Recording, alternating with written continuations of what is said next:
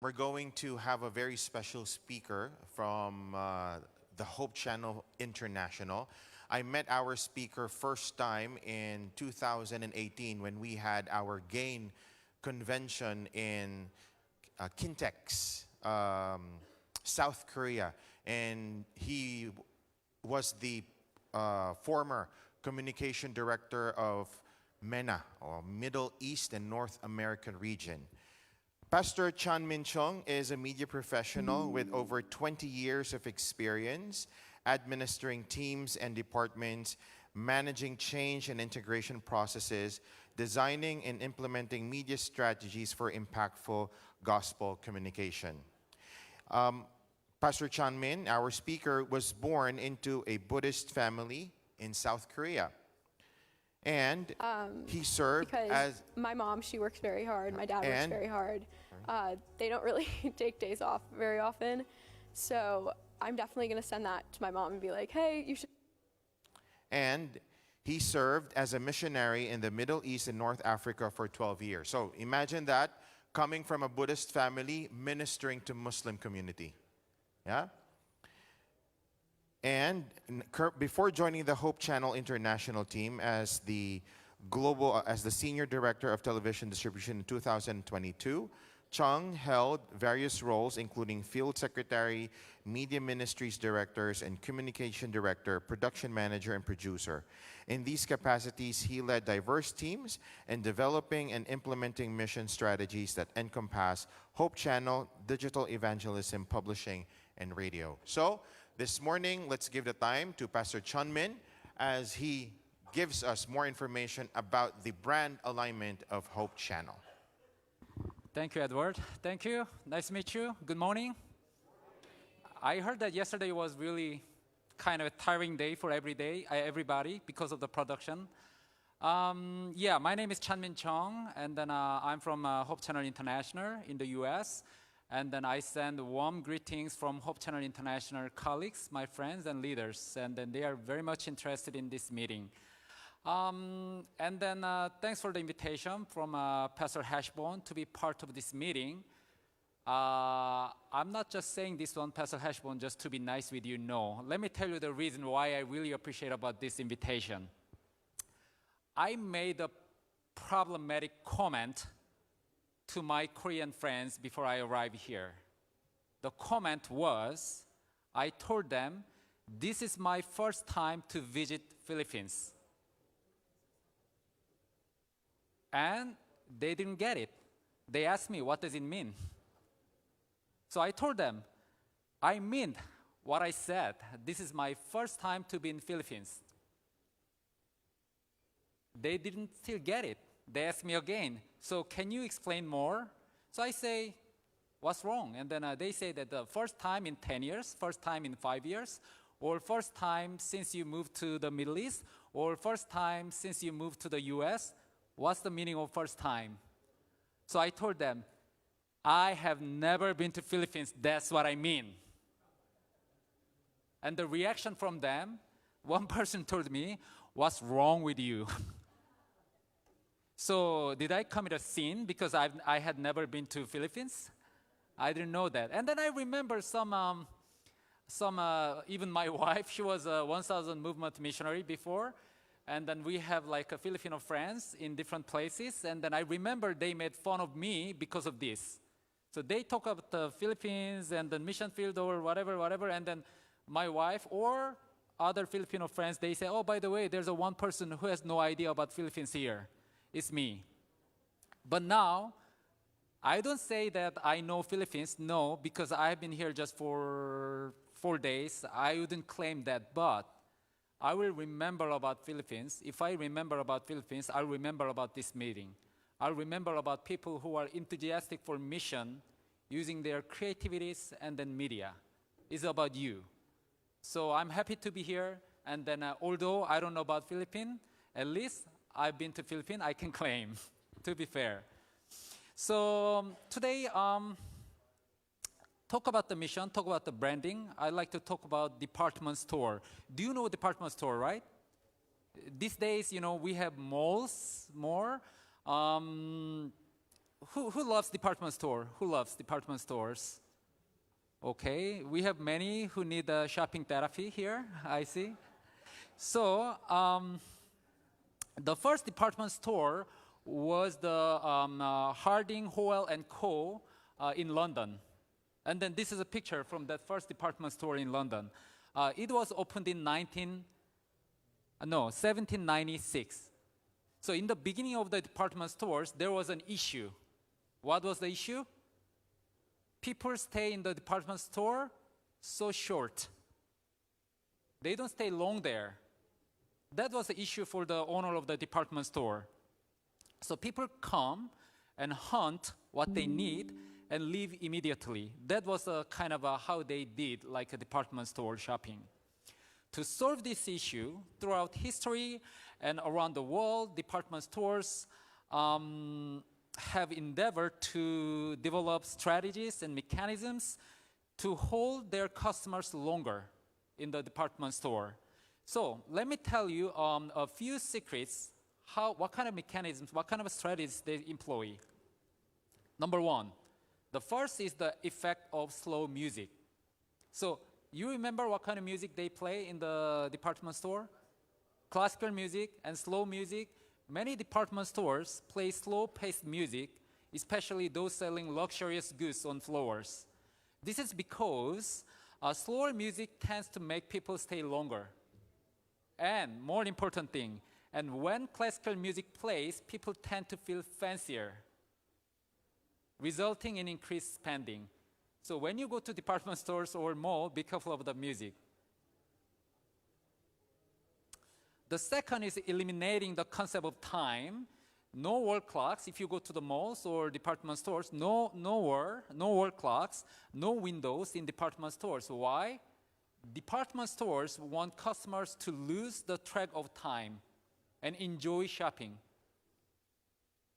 So this is a department store near my home in South Korea. You see how little window that building has. Only on the roof, around the top, and around the bottom. You know that place on the higher floor, why that place has window? Simple reason. It's for the restaurants and cafes. So if you are the owner of the restaurants and cafes, let's say, you want your customers to come, eat quickly, and leave so that you can have other customers. So that's the floor we have. No windows. So no matter the sun rising and setting, people stay there, right? Because no time there. Another secret is the elevator and escalator placement. Escalators are always placed in where? In the center. And elevators are hidden somewhere in the corner. You notice that all the time? So, and they are often far away from the main entrance. So department stores, they try their best to hold your time to make complicated for you to find the main entrance to go. They want you to stay there as long, you know? So this is done to make customers pass through as many shopping areas as possible to reach them. This is another secret. However, in the early years of department stores, they didn't have these advanced methods to deal with the psychology of customers. They didn't have. So they found only one solution at the time, while customers just come to the specific floor and they buy what they want and they leave. So department stores were not happy. So one simple method to solve this problem without a lot of marketing strategies was what? Just to focus on the top floor. So they focus on the top floor. They bring all nice items and restaurants, essential goods on the top floor. So everybody should go to the top floor, and then the blessing will come down to the bottom floor. So you lead all the customers to the top floor. They have to come down and they have to go through all the floors. And then there's a higher probability for them to buy one thing more. So this is what we call shower effect. You know the shower head, water comes down. So by focusing on one floor, you have more sales. That's a shower effect. By one floor, department store reach out to more customers and sell more products. So we can find this similar strategy in Genesis in the Bible. Genesis chapter 12, 1 to 3. It is called the Great Commissions in the Old Testament. The Lord had said to Abraham, "Go from your country, your people, and your father's household to the land I will show you." Right? And then he said that, "I'll make you into a great nation and I'll bless you. I'll make your name great and you will be a blessing." So by one person and his family, everybody will be blessed. Shower effect, focusing on one person, one family. And then he said that, "I'll bless those who bless you, and whoever curses you, I'll curse. And all people on earth will be blessed through you." So, through this covenant, God shows that God is not only the God of the Jews, but the God of the Gentiles. Also, since God is one, and His mercy concerns all. This is God. The theologians and missiologists put this concept in a complicated term, luxury term, as centrifugal mission, meaning that energy move toward outside. That's a centrifugal. God's mission is centrifugal. In other words, God's mission is outward oriented all the time. So Arthur Glaser, a missionary who served in China and a missiologist who taught in Fuller Theological Seminary, he argues in this way: the whole Bible, both Old and New Testaments, is a missionary book. Our Bible is a missionary book. Why? The revelation of books are God's purpose and action in mission in human history. Our Bible is a missionary book. And then Danish theologian and evangelist Johannes Agard confidently argues that in that sense, God is a missionary God. Our Bible is a missionary book. Our God is a missionary God. Then another theologian and missiologist, South African theologian and missiologist, who deeply reflected on mission in a post-colonial era, David Bosch, describes in this way: since God is a missionary God, God's people are a missionary people. Listen, brothers and sisters, I have one question. If the Bible is a missionary book, our God is a missionary God, and if His followers, we, are missionaries, how about our media? How about our media? Our media must be centrifugal media, meaning our media must be outward-oriented media. Our media must be missionary media. Our Bible is a missionary book. Our God is a missionary God. We are missionaries. Then our media must be a missionary media. Let me tell you one interesting research. In the United States, around 2003, 15 researchers interviewed 360 people who don't go to church. 360 people who don't go to church. It's large size, actually.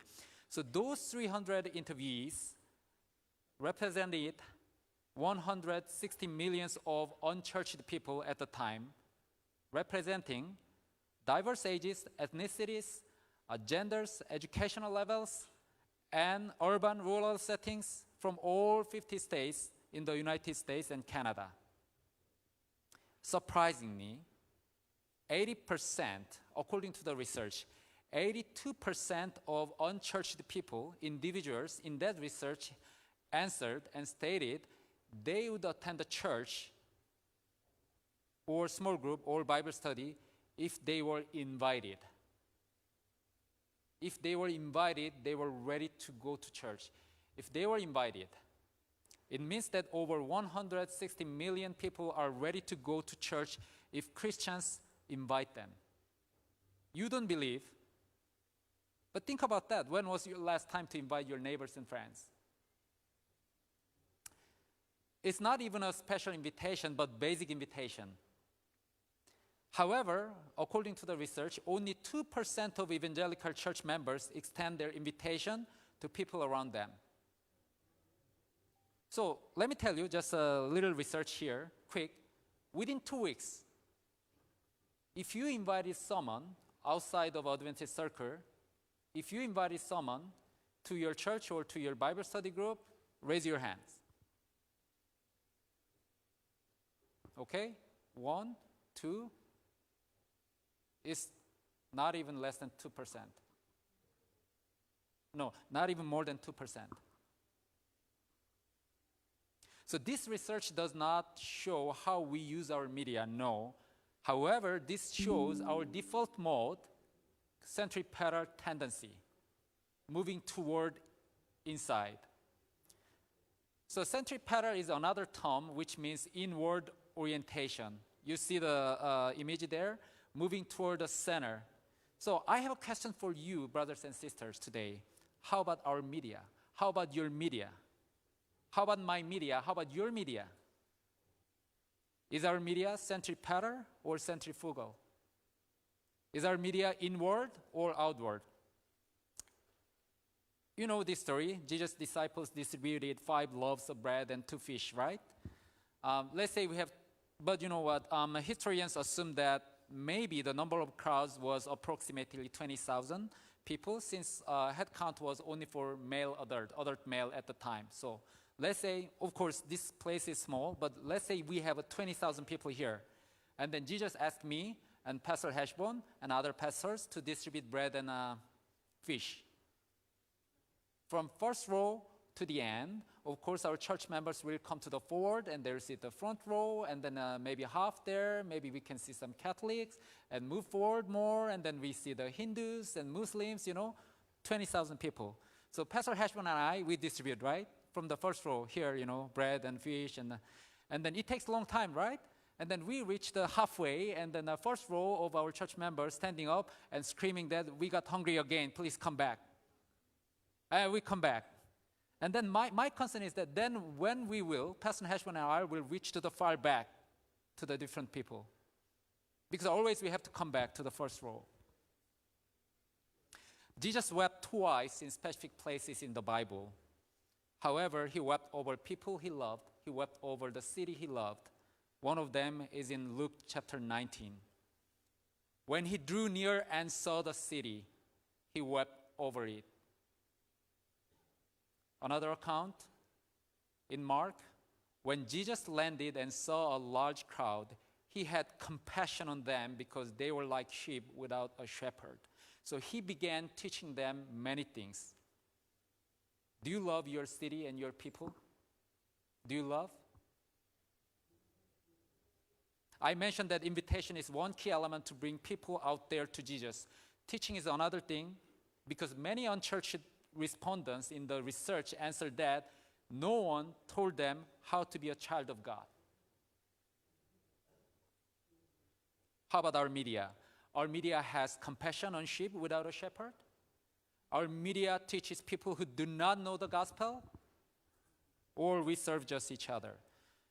This is why Hope Channel International desires to be a missionary media. This is our brand architecture, the funnel. You see E, D, C, B, A. E represents people. Let me start with D. This is, by the way, this is voted by General Conference Media Summit, Media Synergy Summit. Voted by. D represents people group with Christian worldviews. Maybe they don't go to church, but they share the orthodox view of God. Maybe they go to church, but they are not satisfied with the faith system they have. Or they are coming from different denominations, but they are still looking for the truth. So this is D group. E group, people who do not believe anything or who follows world religions like Islam, Buddhism, and Hinduism. They are E. So you see that where the Hope Channel logo is for D and E. C represents people who are interested in Seventh-day Adventist Church, but they are not Adventists yet. Who is taking care of that? Adventist Church brand, like maybe communication or something else. B, they are Adventists, they are baptized, they attend the church, they are in the church community, but that's it. A, Adventist totally involved in the mission. So who take care of them? Adventist Review, EG-wide estate, to nurture them to be be involved in the mission more. So you see Hope Channel International, we serve, we are outward. We like to serve people outside. So based on this one, we have a vision. Our vision is to reach 1 billion individuals across the world with a message of eternal hope by the end of this decade. Pastor Hashburn was part of this discussion. No one disagreed, thankfully. So to this end, we conducted one experiment in our studio. So our basic thinking was like this: why don't we invite non-Adventist live audience to our show? Because you look at our show all the time, we invite our people to sit there, and then we spread a lot of jargons, like even people say divisions, conference. People outside, they don't understand what divisions, what unions. So we say that why don't we invite non-Adventist live audience to our show and then receive their questions about topics. The name of the show is Hope at Night, and then this is kind of late night talk show style, Hope at Night. This show is designed to win curious seekers through story-centered interviews and live Q&A. We encourage them to ask questions. So various guests and topics answer the question. Only one question. If I pick one question, every answer tells that how does God and the Bible relate to the issues I'm facing today. It's all about that. But topics are vary. Like sometimes we talk about the AI or even sexuality, and then creation, and forgiveness. So we were blessed by inspirational testimonies from non-religious, antagonistic Christians or former Adventists even included. So several audience members asked for the Bible studies after this show.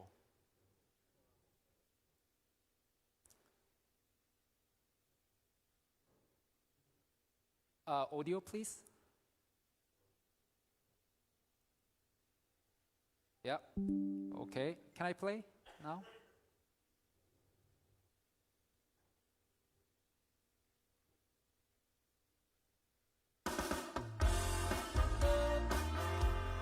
So I'm not in any way religious at all. I wasn't raised that way. I wasn't even raised with any kind of spirituality. So I just anticipated kind of a background thing, sitting in an audience, being bored out of my mind for 8 hours a day. And this was very much not that.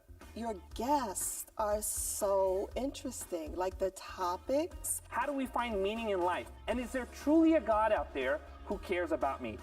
They're timely, they're pertinent, their testimonies were riveting.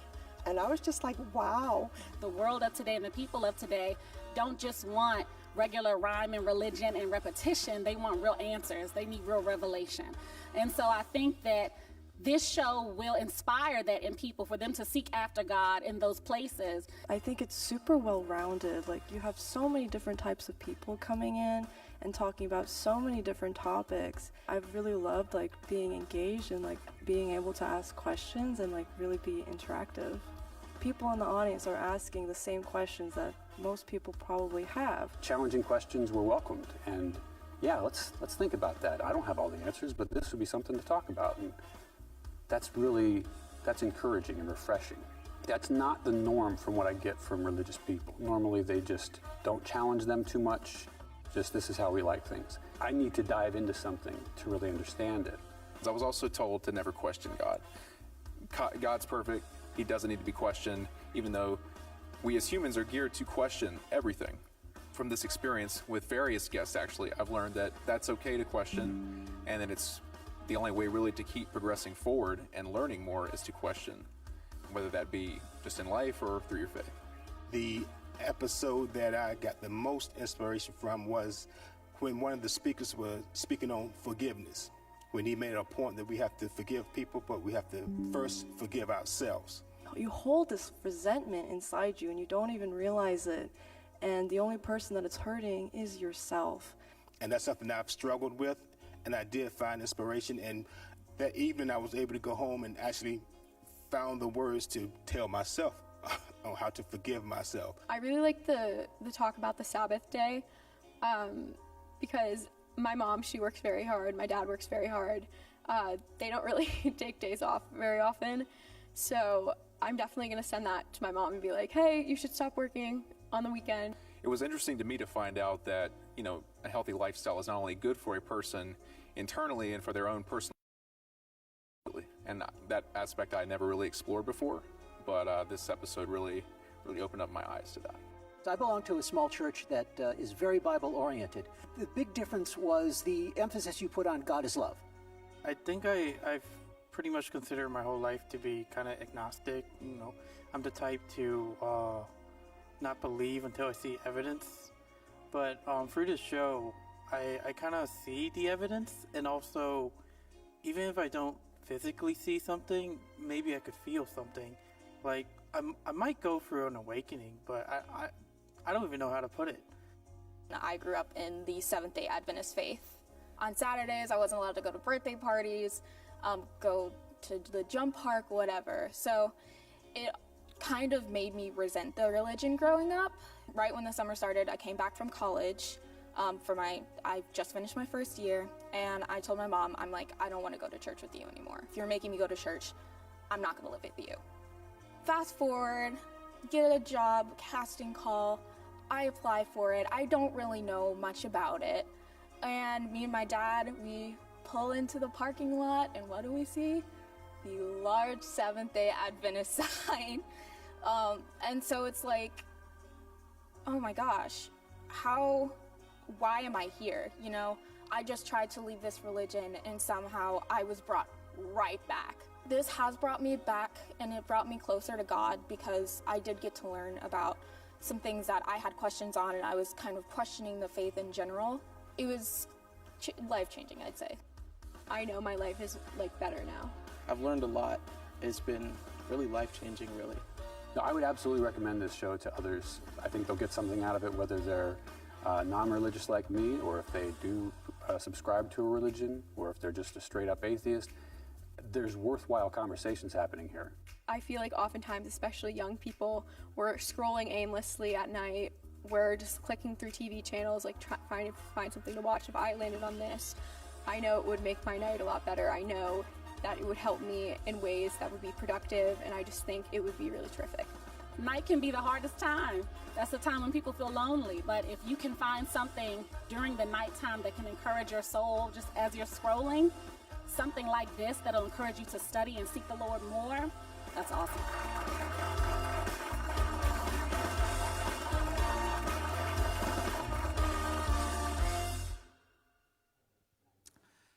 Thank you. If 160 million only in the US have been waiting for the invitation to go to the church, how many more are waiting for our invitations and teachings through the media in the world and SSD territory, Pastor Hashbon? By the way, if you are interested in having this show in your territory, I can connect you with our producers, and then we can provide all the materials that if you'd like to have this show together. And then one good thing, and then, when you invite non-Adventist viewers or audience to your show, that changes dynamics there. So now, the Christian influencers who has someone who has 1 million subscribers, he shares our content, or some others also share our contents from the Hope and Night, the shorts they share. And then one short got 104 million view, and then 20,000 shares. Because of the influencers, they start sharing our content because they think that it's relevant to the people out there. So another thing is that, the movie, The Hopeful, we are not just distributing the movie. In tune with that brand positioning, we are going outside, right? So we launched the film project to empower our church members to reach non-Adventist people, to invite them to this film.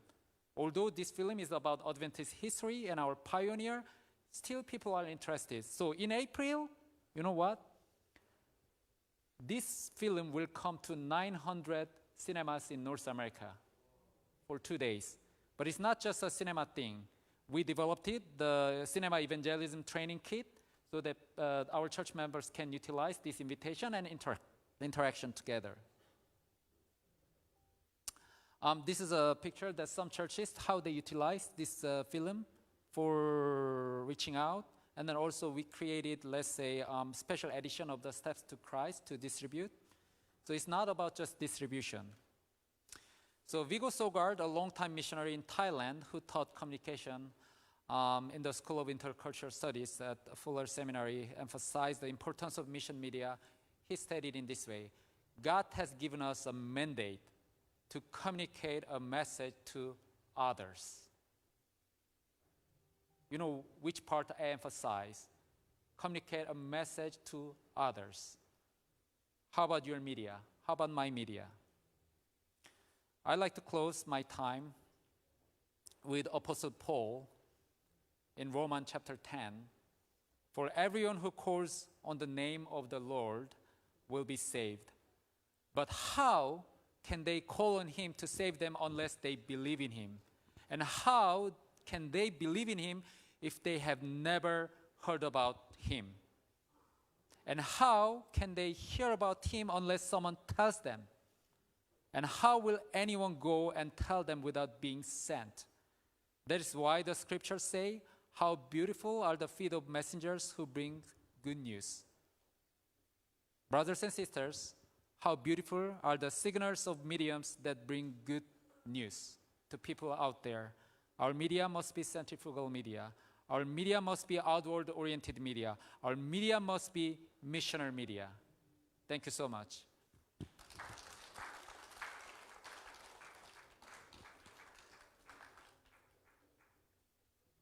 Yeah, thank you. All right. Oh, hello. All right. Seems like our minds are opened up with a whole new perspective of reaching out to the community. Pastor, thank you so much for that presentation. Pastor, I'm pretty sure there are a lot of questions from our delegates, but I'd like to start off with the idea that, you know, Asian context. I grew up in the Asian context. Yeah. I'm an Asian. And, you know, in the Asian context, there's a lot of traditional worship and conservatism. Right. And having that kind of program, Hope for Tonight, really is a wonderful way to reach out to the community. How did you prepare for that programming? How did you interact in the in the pre-production with the non-Adventist guests? You know, you see some of them have earrings and other stuff, which is very much probably caught the attention of our delegates and some of our viewers. How did you arrange that? How did you prepare for that one? I mean, we started with this strategy. We are here for people out there. So everybody agreed on that. And then what we can do. So one way is that, as I said, that, okay, let's invite, you know, you don't maybe realize, but you know what? Look at your program for external view. Look at your program. So we use Adventist language, absolutely. This is default mode. Then I say that why we drop one non-Adventist there, it changes totally everything. So it required a lot of researches, actually. Okay, who should be our producer? Hannah Luttrell, our producer, has been doing a lot of work for the research, and we bring the researchers, and then, you know, news, and then, you know, a lot of research have been done. And then, of course, beforehand that we talk about what kind of topics will be relevant. Maybe that's the first. What kind of topics will be relevant? And then we didn't really imagine, or we didn't really start that, okay, we like to reach out to everybody, no. That's why I mentioned that specific age, specific spirituality, or we talk about like a gospel receptivity scale. Okay, they are more like what? Like they are resisting or antagonistic, or they are neutral or friendly. So that's a starting point. And then you mentioned that, Eduardo, that, you know, we pay attention to the earrings, right? But, you know, at the end of the day, we will think about what kind of outcome, missional outcome we'll get from this one. Again, I mean, let me tell you, what is beautiful? During the break time, they still continue to discuss, the live audience. During the break, they continue to discuss about spiritual matters. And then, you know, the pastor like Pavel Goya, you know, yes. He was the guest, you know, our general conference leaders and spiritual leaders, during the lunch hour, they are sitting with them and talking. Mm-hmm. It was really beautiful. Even Elder Wilson came to visit our studio, it was not just broadcasting or recording. That was also an evangelism event. So why don't we make our recording or live broadcasting as a live evangelism? Not fake one, not scripted one, but invite non-Adventist audience or invite non-Adventist guests so that we can interact and we can influence more. Now, what's inspiring about that program, Pastor, at least for me, is that it's not just an interview of, I mean, if they belong to a certain institution or what, they're ordinary people, and we're talking about spirituality, which is a huge challenge for a production team, you know, to ask the questions, to frame how the conversation will work. Pastor, my question now is talking about default. So I'm not speaking for the whole Adventist church, but sometimes when we Adventists watch programs like this, there's a default mode that we see. Instead of the big picture, we see the earrings and other stuff. How do we prepare the church who are watching? Because this is entirely for non-Adventists, but how do we prepare the church that we are doing this to reach externally, not internally? Okay. The first step is to recognize your default mode. You think that everybody will accept that one? No. We are really mission oriented. We are going out, and then we would like to reach out, but we should recognize that everybody has default mode. Me, if I don't push myself really hard, always my default mode is to think like a South Korean. Exactly. So then I should really recognize myself, like, okay, I have tendency to think like a South Korean for any matter. So we have to start from there. I don't really tell you any method at this moment, but evaluate your program, or you invite, let's say, in a practical way, you invite, let's say, non-Adventist viewers, and then let them monitor your program and how they feel. We do that. So we invite our focus group, we invite non-Adventist people, and then we show our program, and then we evaluate our program based on them. So that's why missiologist Paul Hiebert, he mentioned that our missionary method, our missionary effort should be evaluated by listeners, not by missionaries or not by speakers, not by churches. You should evaluate your programs and content by people out there, not by people here. All right, thank you so much, Pastor. How about the others? You might have some questions pertaining to Pastor Chanmin's presentation. Anyone? Pastor Dalida?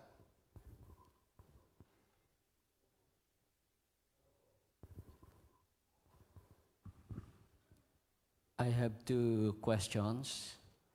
The number one is, we know that part of our mission is not just to preach and proclaim the message, to bear fruit, but to have those fruits abide. So it means outreach and enrich. Now, many of our programs are enrich. And also, of course, we have outreach programming.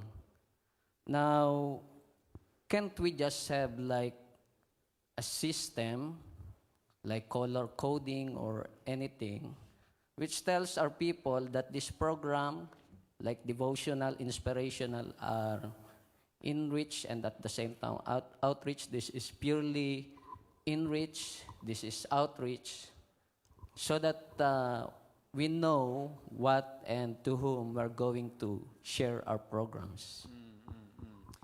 Yeah, excellent question. That's why I think that you should think about your audience first. And then I remember that Jasper mentioned about that, audience first. And then your platform and then outlet will be determined by that. So my experience, for example, we had Hope Channel in Middle East, and then also, So what we do, okay, if this is anything about, let's say, church members, then we distribute those contents via official church platform. And then, okay, if this is for the people out there, then we utilize Hope Channel platform. So sometimes, you have your audience, and you think about how you will separate the platform itself. Of course, I mean, you cannot block our church members to watch Hope Channel. No, but, still is really meaningful to our church members, I believe, because we are not talking about something very secular things, no. Still, that's the gospel message, very culturally relevant to your audience.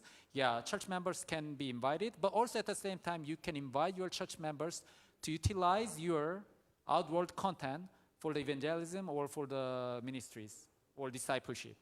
That's the difference.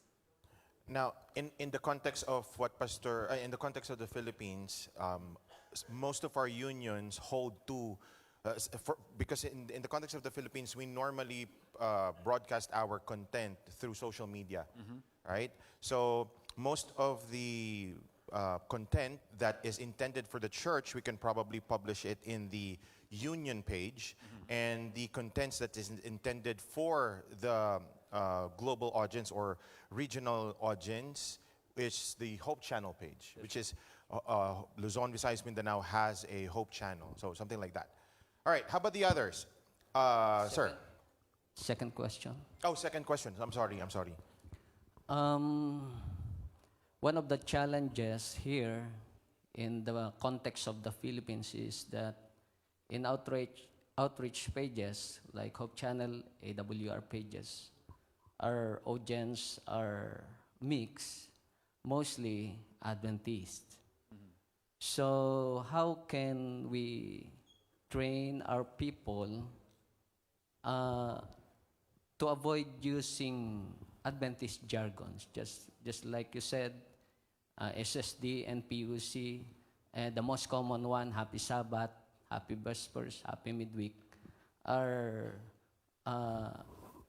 meaning they don't mean much to outside people. Okay, thank you for that question.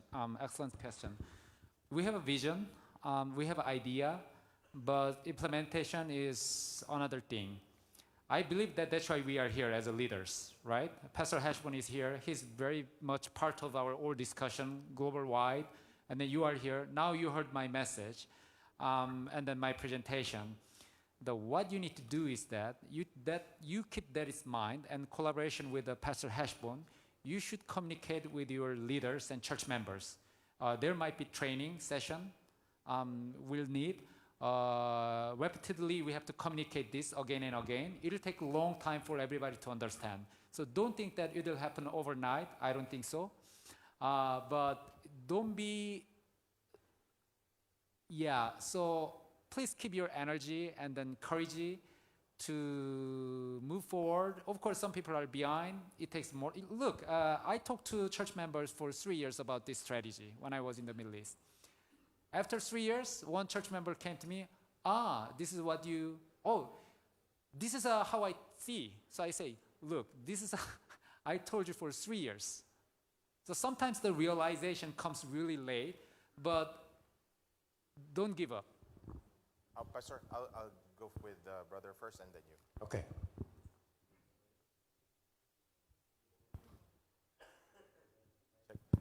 Yeah. Hi, Tess. Good morning, Pastor.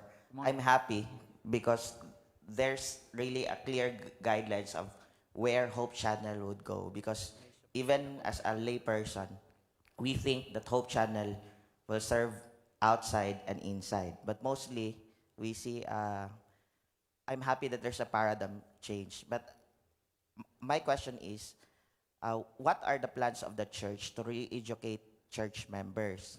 Because if we don't re-educate church members about how Hope Channel should be and what is its role in the church, there are many problems, because church members will always say, even in our local place, when there's makeup, when there's why does Hope Channel allow that? This is an Adventist station. Actually, I'm looking for most of the general conference programming. I've seen a trend that it is for outside. Even Let's Pray, when you study Let's Pray, it's for outside. It's not for church members. And I've been following Hope at Night in YouTube, and it's a good program. But my problem is, if it's in the local context, there's a problem if we don't re-educate our church members on the role of Hope Channel. So what are the plans of the church? Yeah, that tension is everywhere. I don't say that it's easy to solve that issue. Again, I say it will require long-term education, training, inspiration, and even interactions. Did I tell you during the presentation, even Elder recently visited this one. He welcomed this live audience really well.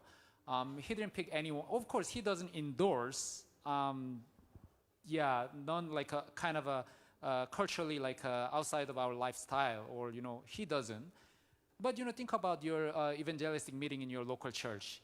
You will filter people when you enter the church because of their dress or because of their jewelry. I don't think so. So church members should understand the specific purpose of a specific content. This is for the people outside, not for you. Of course, we don't say that it's not for you. And then the tension, let's say, okay, then what do you have for the church members?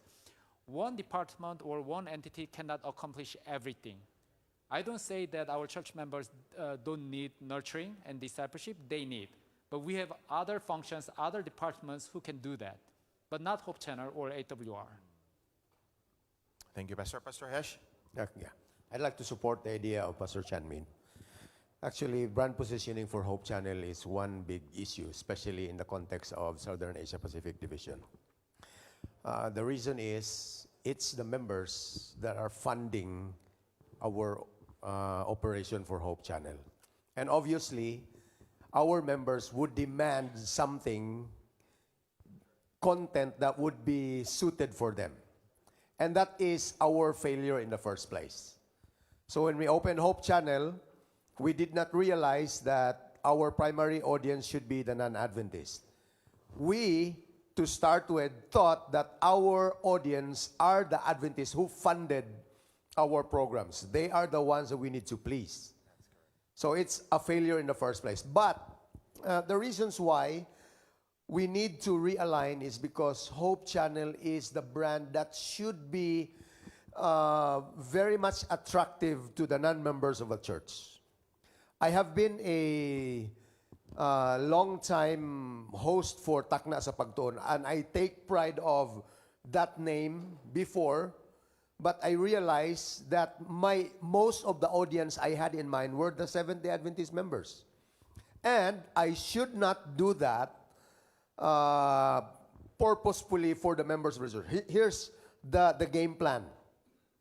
Because of this implementation, we need to realize that content for non-members is difficult and mostly expensive to produce. Ang kaya lang natin, that's only what we can afford to do. Because content for Seventh-day Adventist members is very easy, very cheap to produce actually.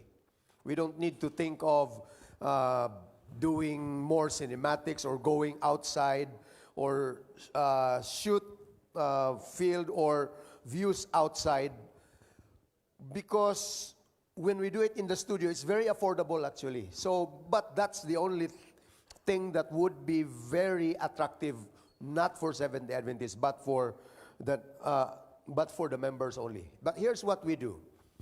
When we transition towards this, please be assured that we will do this in the church lines, like we approve it in the committee, and then we will have it go through the channel so that our administrators will get to realize.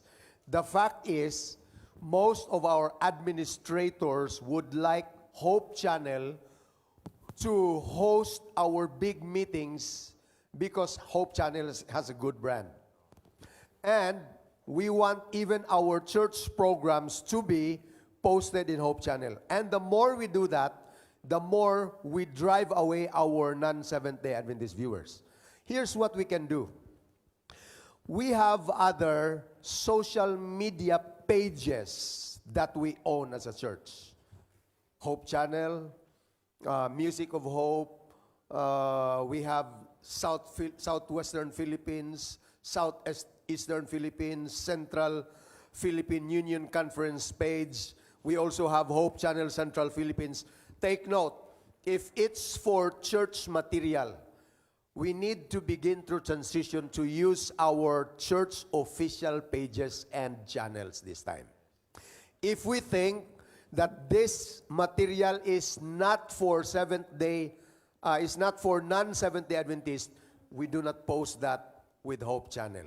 Of course, it would be painful. We like more audience, but let us begin to learn how to create content, especially with Hope Channel brand, to be able to reach the non-members of our church. Take note, the position of Hope Channel brand primarily is for the non-Seventh-day Adventist members. Of course, whatever is good for non-Seventh-day Adventist members is also good for Seventh-day Adventist members.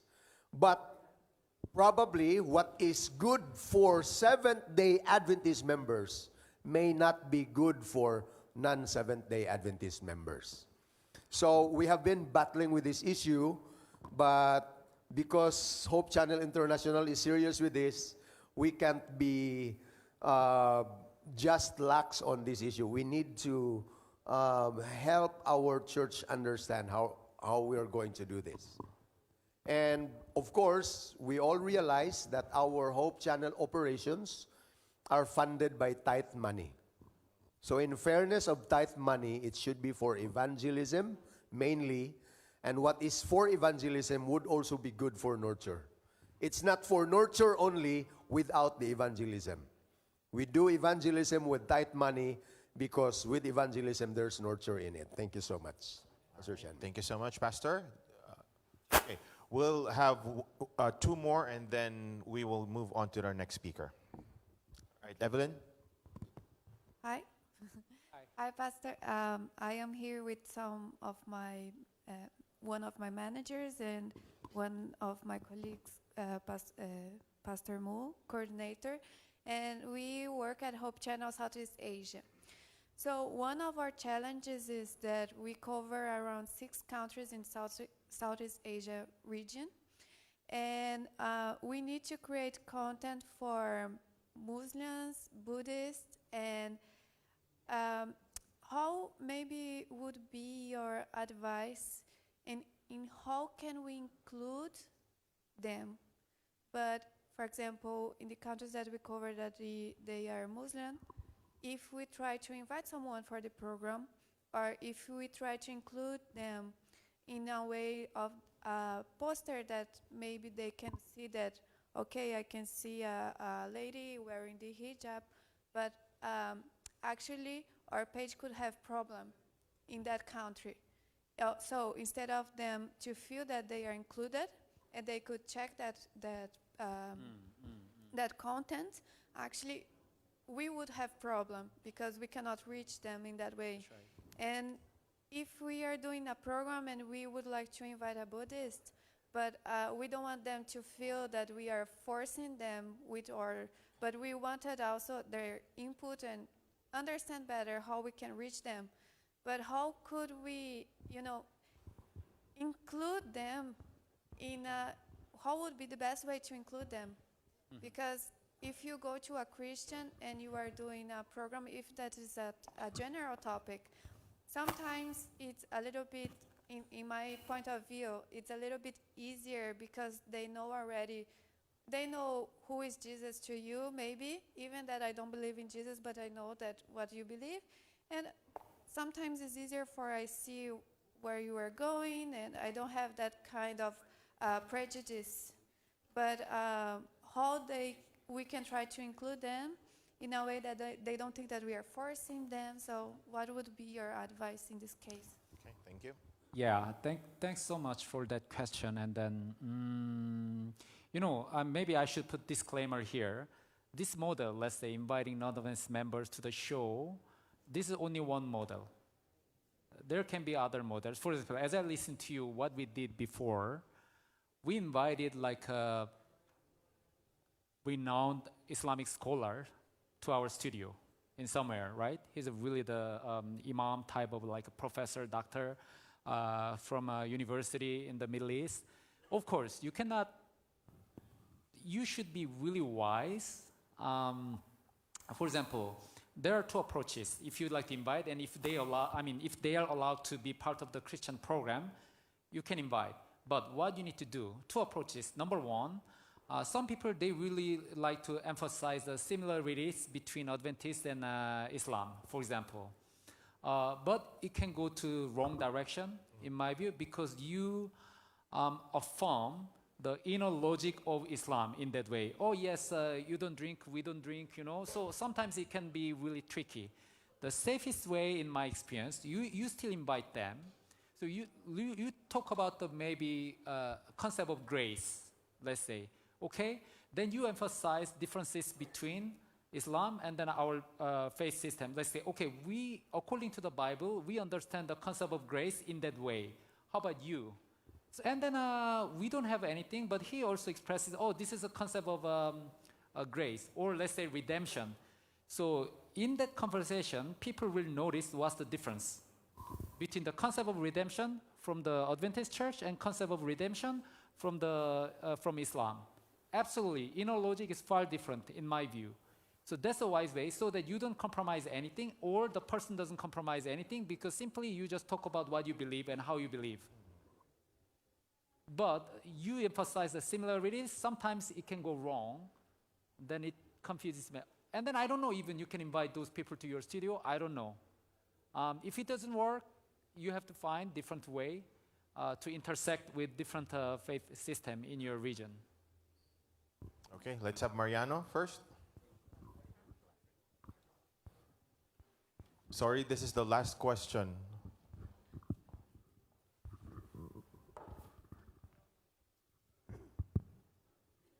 Thank you so much for the time. I've been hearing about the Hope Channel that we're supposed to, it actually we intend for the non-believers, especially or non-Adventists, and we're supposed to create page or channel that's intended for the church members. But here is the thing, I think this is some of the observation that I have and I want to share. I used to like South Philippine, Hope Channel South Philippine, I used to watch it. I know many of you are from South Philippines. And you know, I watch their Hope Channel from time to time and I observed that there are many viewers in Hope Channel South Philippines than any other Hope Channel in SSD. I think one reason is because the church members were also involved in sharing the contents. And it helps to have more audience or more views, and that's, as we discussed earlier, that we're supposed to create the content for non-Adventists and for also Adventists, and we must also be careful because sometimes we create a content that it's good for non-Adventists, but it might not be good for Adventists as well. So, but here is the thing: if you go back to the Bible again, you know, in Matthew tells us that go and make disciples. And you go through the book of Acts, is also tell us, you know, after the Pentecost, you know, the disciples will stand up and preach, and those who hear the message, they bring their message or they share the message that they've heard and to the places where they come from. So here is the thing. My it's not the questions, but how can we really make an online disciple, or we create a content where it will not simply please in the members, but the member also convince, because once the member convince, they will also share the contents. If I can make an example, I have a church that the members are only 20 members in my church, and all of them use Facebook, and each of them have 5,000 friends, and then imagine there are only 20 Adventist friends and more than 4,000 non-Adventist friends. So, because sometimes we think, we need to make a content for non-Adventists only. But how can we create a content that as me as a church member, I will be convinced and I will share it publicly in my social media, or even privately to my friends. Like I can send a message to my friend, watch this video, this is really good. And it will really help you. Maybe you have some problems, it will really help you. So it's all about online disciple. How to do it? Online discipleship, if I reframe your question, is that you have a need to disciple your church members to go out, right?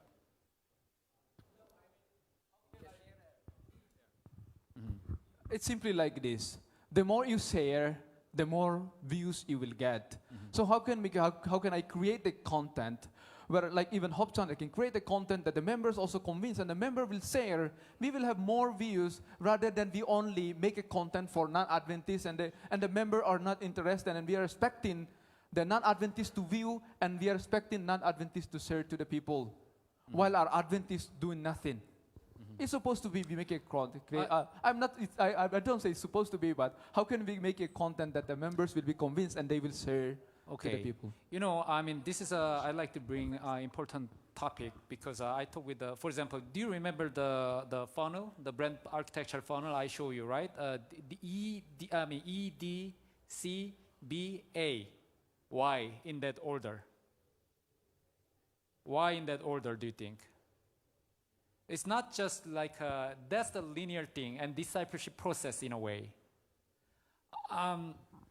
So let's say if you like to, I mean, you know what mistake we often have is that we spend so much time and energy to create content, but our follow-up is really poor.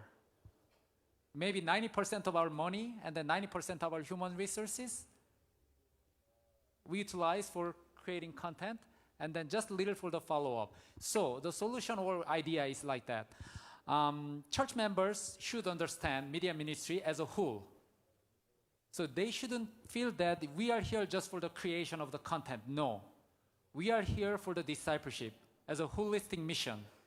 You create content, you follow up, or you engage with people, because ultimate goal of creation content is to enhance relationship with people out there.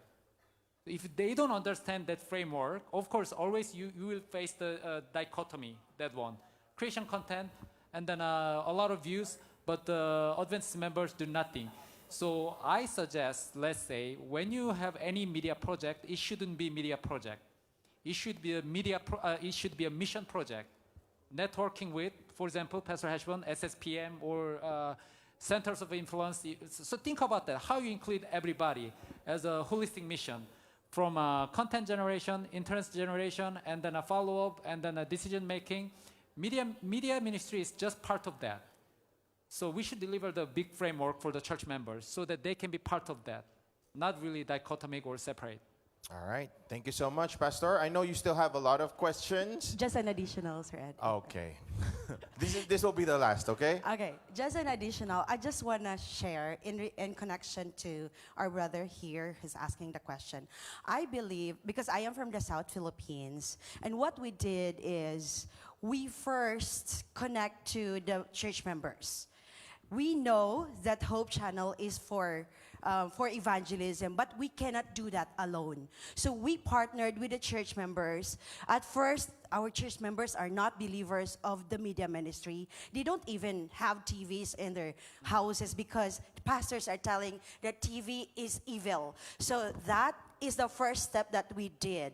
So we reach first our Jerusalem because we believe that with our Jerusalem, we can reach our Judea, our Samaria. And this is what we did now. Our members, our church members, are our partners. And we also have different ways of giving and asking follow-up. Like we partnered with the theology students, with MVC and SPAC.